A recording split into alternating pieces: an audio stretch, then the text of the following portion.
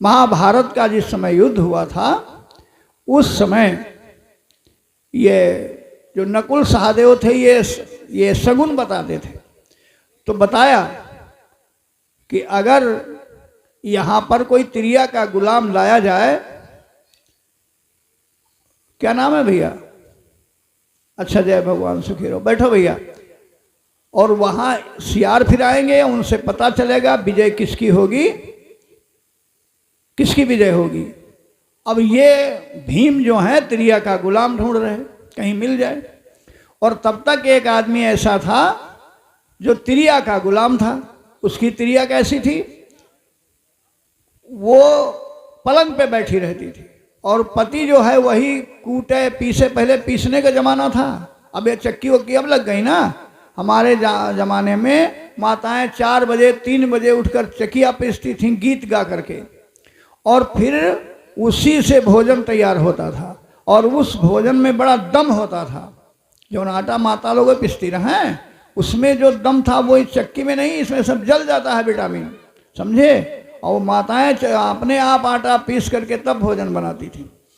तो वो आदमी, माताएं नहीं पीसती थी, वो खुद जो है उसकी त्रिया नहीं पीसती थी, खुद कूटे पीसे भोजन बनावे, भोजन जाके थाली में खिलावे जाए अपने हाथों से। कहे हाथ मत भिगोना, सर्दी का मौसम है, जाड़ा लग जाएगा। और जो बच जाए उसी को खा लेता था। एक दिन घर में आग चुक गई, तो अब वो आग मांगने जाए तो कैसे जाए? बोला हमको कोई आग तो देगा नहीं, ऐसे आदमी आगे को मांगे दे दे। तब क्या हुआ?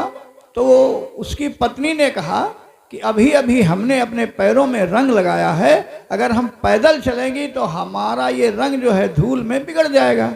इस जो पिए कंध चढ़ा वो मोही आन देव में पावक तो ही, अगर हमको अपने कंधे पे बैठा लो तो हम तुमको अभी आग मांग देंगे। तो उसने कंधे पे बिठा लिया अपनी पत्नी को। अब गांव के बच्चे सब हंस रहे हैं, तो वो क्या कहता? देखो अच्छा काम हमने किया है इसलिए सब हंस रहे हैं। कोई बोले अरे उतार दे इसको, क्या कर रहा, कौन सा नाटक कर रहा? क्यों उतार दें? काहे उतार दी?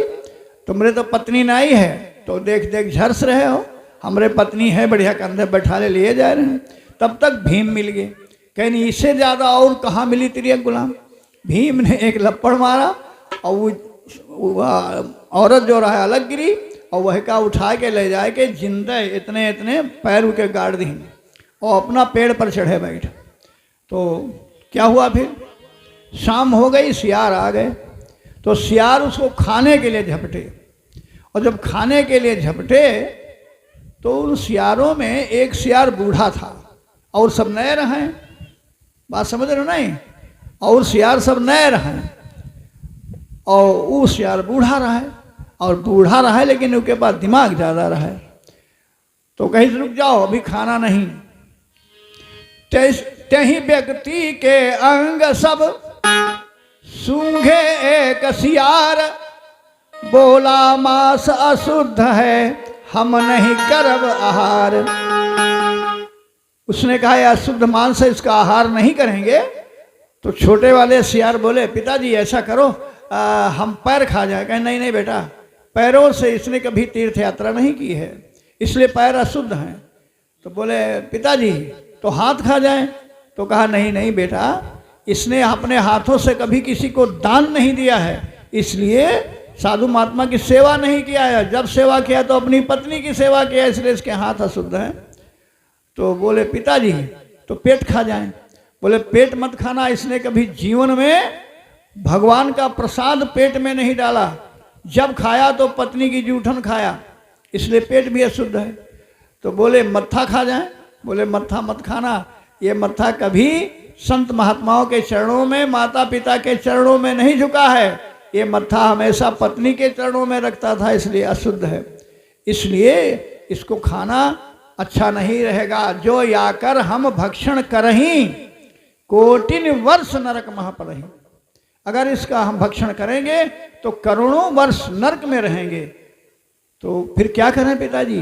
कहा ऐसा करो आज गन्ना वन्ना चूस के पड़ जाओ, कल महाभारत का युद्ध होगा जिसमें अनेकों वीर वीर गति को प्राप्त होंगे और तब खूब खाना। तो छोटे वाले सियारों ने पूछ लिया पिताजी एक बात बताओ, जब युद्ध होगा तब सियार सुत बूझी बाता, को जीती को हारी ताता। कौन जीतेगा कौन हारेगा? तो वो सगुनिया सियार ने बता दिया, जम्बुक कहा जीती है सोई, प्रथमय ध्वजा रोपी है जोई। जो यहाँ सबसे पहले झंडा गाड़ देगा उसी की जीत होगी। अब भीम को पता चल गया कि जीत कैसे होगी, तो भीम अब पेड़ से उतरे, सियार सब भाग गए और उसको खींच के बाहर किया, कहा जाओ तुम